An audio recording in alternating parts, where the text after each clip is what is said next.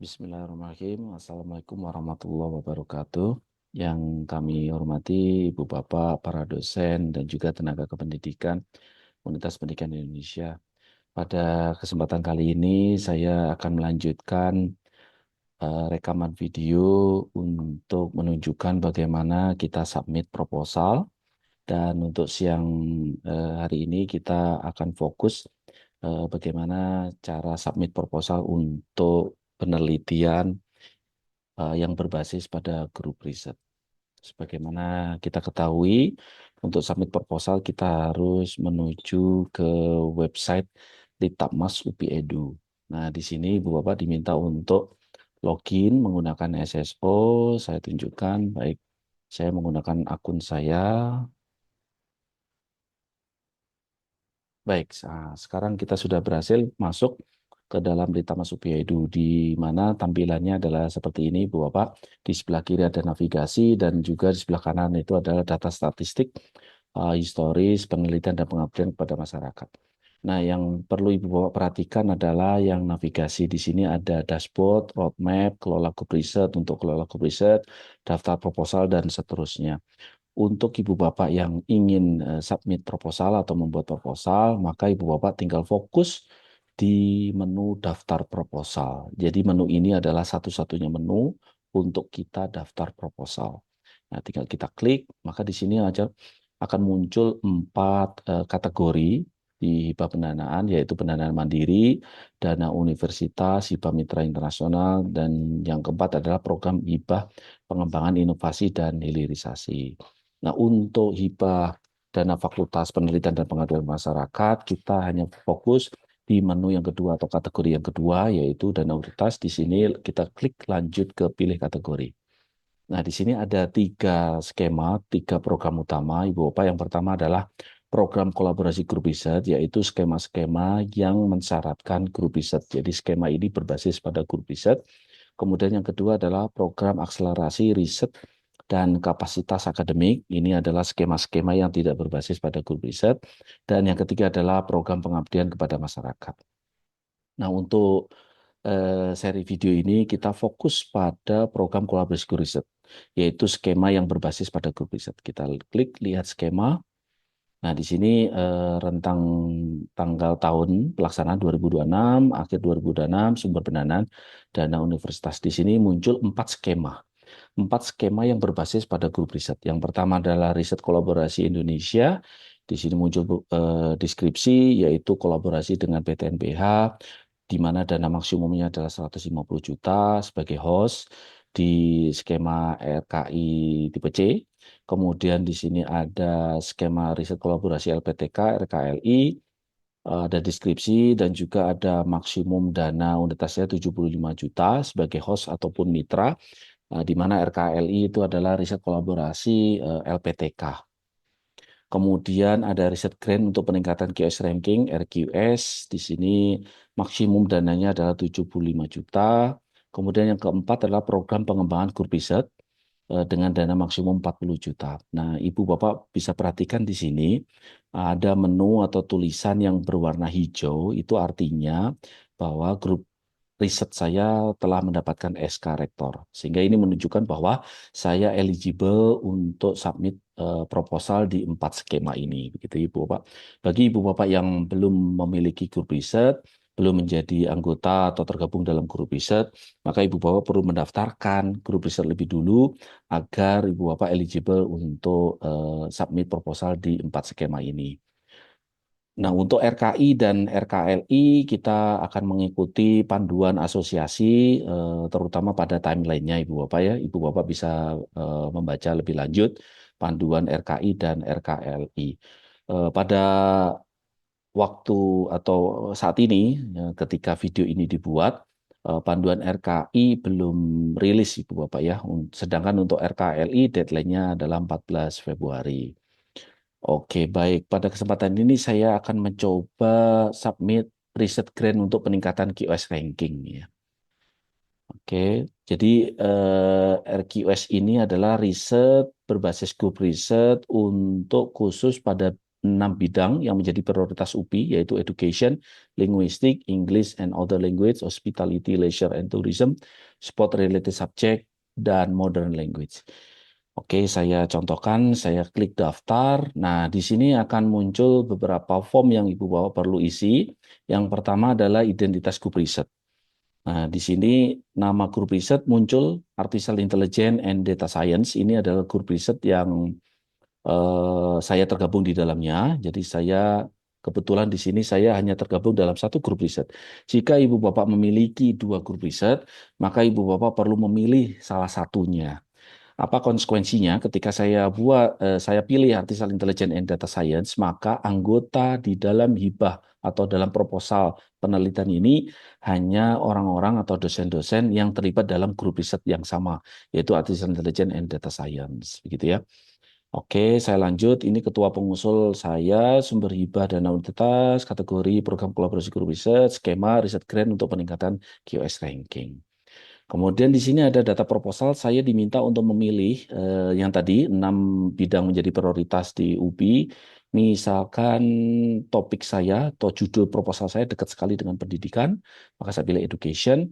Kemudian dana usulan ini tadi 75 juta ya. Saya pilih, saya maksimalkan Ibu Bapak 75 juta. Dana universitas, pagu universitas 75 juta, tahun usulan 2026, pelaksanaan juga 2026, ini tidak kita perubah. Kemudian judul. Nah, kita diminta untuk memasukkan judul. Misalkan strategi peningkatan animo masakan rawon dengan teknik kualitatif, misalkan gitu ya, Ibu Bapak. Ini ngasal saja judulnya. Kemudian lanjut, Ibu Bapak diminta untuk memilih bidang penelitian dalam rencana induk penelitian. Nah, apa saja bidang penelitian? Ibu Bapak ada 3, sesuai dengan RIP, Rencana Induk Penelitian di UPI, yaitu pendidikan, STEM, Science, Technology, Engineering, and Mathematics, dan Sosial Humaniora. Sehingga Ibu Bapak tinggal cocokkan judul Ibu Bapak dengan 3 bidang ini. Misalkan saya memilih pendidikan, begitu. Kemudian fokus penelitian juga begitu, ada beberapa alternatif di sini. Nah, Ibu Bapak tinggal bisa memilih, misalkan saya pilih yang nomor 1 supaya cepat, pendidikan multikultural dan pemahaman terbudaya. Kemudian di sini disajikan luaran wajib. Jadi luaran wajib ini otomatis sesuai dengan skema Ibu Bapak. Jadi ini diberikan begitu ya, given ya. Jadi artinya Ibu Bapak tidak bisa memilih dan Ibu Bapak hanya diharuskan untuk mencapai target ini. Yang pertama untuk RQS itu, skema RQS itu pertama Ibu Bapak diminta untuk punya luaran 1 artikel yang dipublikasikan dalam jurnal internasional terindeks Scopus minimal Q2 dan juga PKS. Nah, kemudian berikutnya ada isian SDGs, ini yang wajib SDG 17. Ini misalkan supaya cepat Ibu Bapak saya pilih nomor 1, nanti disesuaikan dengan Ibu Bapak ada di poin yang mana. Kemudian Ibu Bapak diminta untuk mengisi abstrak. Nah, misalkan abstrak itu saya tuliskan rawon adalah masakan tradisional Jawa Timur. Jawa Timur. Oleh karena itu, diperlukan suatu usaha terus-menerus untuk melestarikannya. Bla bla bla bla bla bla bla bla bla titik. Bapak tinggal mengisi, kemudian di sini maksimal 500 kata, kemudian saya simpan dan kemudian lanjut menghitung TKT. TKT itu adalah tingkat kesiapterapan teknologi. Jika Ibu Bapak ingin mempelajari apa itu TKT, Ibu Bapak bisa googling atau melihat peraturan menteri atau bisa baca di panduan begitu ya. Jadi misalkan ini nama teknologinya adalah rawon gitu ya, rawon tech ya, misalkan ini ya. Kemudian bidang teknologinya misalkan software. Kemudian deskripsinya adalah bla bla bla bla bla bla. Ibu Bapak tuliskan deskripsi teknologinya. Kemudian statusnya misalkan ini penelitian baru saya. Jadi ini baru, saya belum pernah memiliki penelitian sebelumnya terkait dengan hal ini. Jadi saya pilih baru, kemudian simpan dan lanjutkan. Nah, di sini Ibu Bapak diminta untuk self assessment ya, pengukuran TKT sendiri mandiri begitu ya. Di mana ini ada level 1 di bidang software, kemudian ada indikator. Ada beberapa pertanyaan, tinggal Ibu Bapak capainya sampai di mana begitu nilainya ini. Misalkan karena ini penelitian baru saya ya 00 semua lah gitu misalkan ya. Artinya penelitian baru, kemudian simpan dan lanjutkan.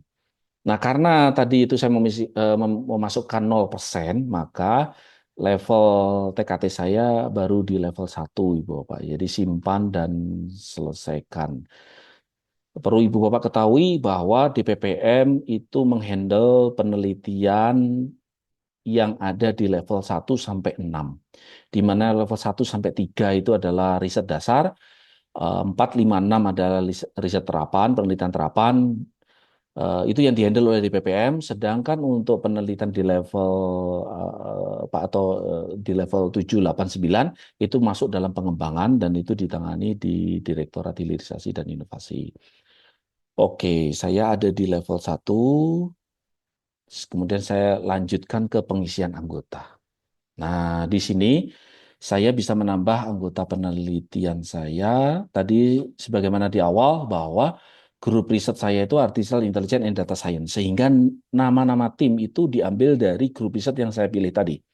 Nah, di sini ada beberapa nama muncul yang menjadi anggota di dalam grup riset saya. Misalkan ini kebetulan Pak Yogi ada di depan saya, jadi supaya cepat, ini saya pilih Yogi Prasetyo. Tugasnya adalah meracik bumbu rawon. Nah, gitu misalkan ini ya, ini ngasal aja Ibu Bapak. Kemudian saya undang anggota. Baik. Jadi ini sudah masuk nih anggota. Nah ini nanti setelah saya undang anggota, Ibu Bapak tinggal kontak Pak Yogi, kontak anggota maksudnya ini dalam konteks ini Pak Yogi, supaya meng-ACC persetujuan, melakukan persetujuan. Gitu ya Ibu Bapak. Misalkan supaya cepat ini anggotanya cuma 1 orang, jadi kita lanjut isi anggota luar. Ibu Bapak juga bisa menambahkan kolaborator ya. Misalkan kolaboratornya itu dari perguruan tinggi lain, dari PT luar negeri dan seterusnya begitu ya. Untuk hal ini supaya cepat saya lanjutkan next saja ya. Kemudian saya diminta juga menambahkan anggota yang diambil dari mahasiswa. Maka saya ambil ini misalkan Mr. X ini harus diisi keterlibatan manusia mahasiswa Ibu Bapak. NIM-nya 101, rencana judul adalah misalkan apa?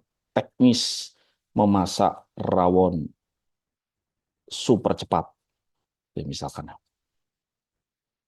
Baik, kemudian jenjangnya adalah S1, fakultasnya dari MIPA, kemudian prodinya adalah dari biologi, perannya asisten peneliti. Saya undang sebagai anggota, baik, berhasil disimpan. Nah, ini sudah kesimpan, Ibu Bapak tinggal lanjutkan jika Ibu Bapak memiliki tim mahasiswa lebih dari 1. Kemudian saya isi mitra. Nah, ini untuk RQS memang diminta Ibu Bapak untuk memiliki mitra. Jadi mitra di sini bisa mitra Dudi lembaga sesuai dengan ketentuan panduan ya Ibu Bapak. Misalkan di sini institusinya adalah Harvard University. Gitu ya. Kemudian bidang kegiatannya adalah komputasi. Kemudian nilai dananya 100 juta misalkan. Status dananya in cash asal negara Amerika, Amerika mana ya misalkan ya. Oh, nah ini Amerika lah gitu ya. Kemudian jenis mitranya adalah perguruan tinggi luar negeri. Nah, tinggal Ibu Bapak ini kemudian masukkan berkas pendukung PDF-nya. Misalkan saya ambil apa saja ya Ibu Bapak ya, selama itu PDF, saya pilih sebagai mitra. Saya klik, maka masuklah mitra. Jika Ibu Bapak memiliki lebih dari 1 mitra, maka Ibu Bapak tinggal memasukkan. Khususnya untuk RKI, Ibu Bapak diminta untuk memasukkan semua mitra ya, PTNBH atau LPTK untuk RKLI, gitu ya. Oke, kemudian sudah saya lanjut ke isi data luaran tambahan. Yang tadi sudah wajib, nah sekarang waktunya kita luaran tambahan, saya bisa memilih misalkan pemakalah forum internasional, jumlah 1, saya tambahkan luaran tambahan. Nah, di sini muncul Ibu Bapak, luaran wajibnya untuk RQS itu ada 2, yaitu PKS dan 1 artikel Trindeks Kopuski 2, dan yang ketiga adalah pemakalah forum internasional. Berikutnya adalah saya tinggal next Ibu Bapak SDGs. Di SDGs ini saya pilih periode SDGs-nya 2025-30. SDGs-nya misalkan rawan itu terkait erat dengan tanpa kelaparan, arah kebijakannya kesejahteraan produktivitas, strateginya adalah peningkatan kualitas misalkan. Kemudian saya pilihlah SDGs-nya. Baik, ini sudah tertambah Ibu Bapak. Jadi yang pertama tadi SDGs 17, sekarang SDGs yang kedua. Kemudian langkah berikutnya adalah lihat preview. Nah, di sini adalah di menu ini Ibu Bapak disajikan apa yang tadi sudah dimasukkan oleh Ibu Bapak. Jadi ketua pengusul saya, grup riset Artificial Intelligence and Data Science, skema dan seterusnya. Kemudian data anggota juga sudah oke. Jika sudah oke, maka bisa submit usulan gitu ya. Nah, ini saya cek apakah anggota saya sudah ini anggota saya Pak Yogi karena tadi Pak Yoginya ada di depan saya jadi langsung mendengar ini langsung disetujui oleh beliau. Jika Ibu Bapak belum disetujui, maka Ibu Bapak tinggal kontak anggota Ibu Bapak untuk di ACC dengan menggunakan akunnya masing-masing, kemudian saya submit proposal.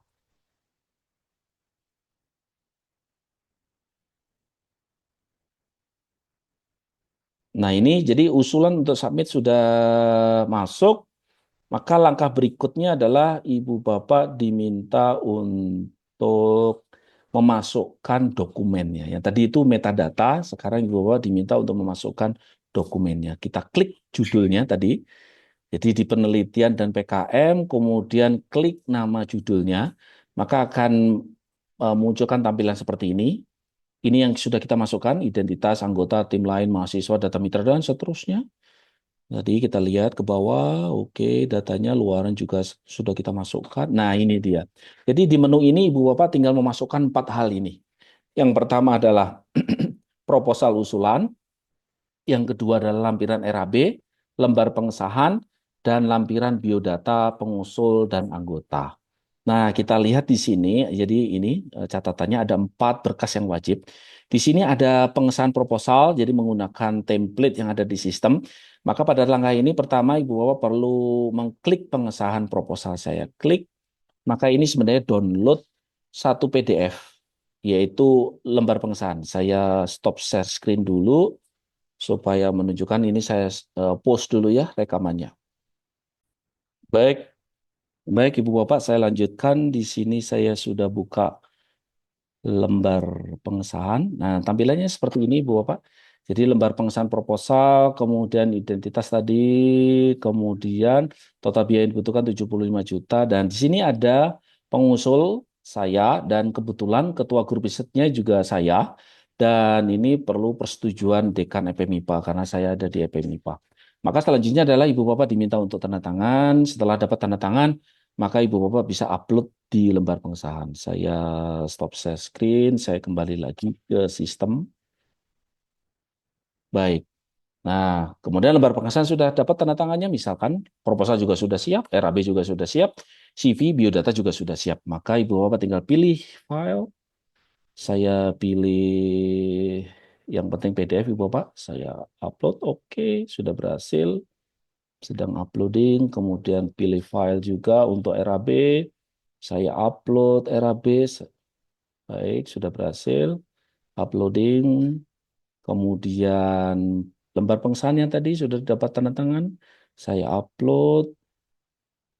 Baik, uploading. Kemudian biodata. Yang terakhir biodata. Saya upload PDF-nya. Oke, nah ini sudah berhasil semua. Jadi terlihat di sini ada 4 berkas yang saya submit.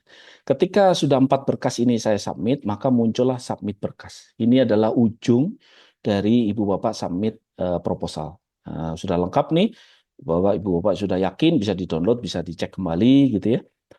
Maka saya tinggal klik submit berkas. Oke. Sudah diproses, baik, berkas sudah disubmit. Itu adalah ujung Ibu Bapak ketika Ibu Bapak melakukan submit proposal. Demikian, jika ada pertanyaan bisa hubungi kami di DPPM. Terima kasih, mohon maaf jika ada kendala teknis.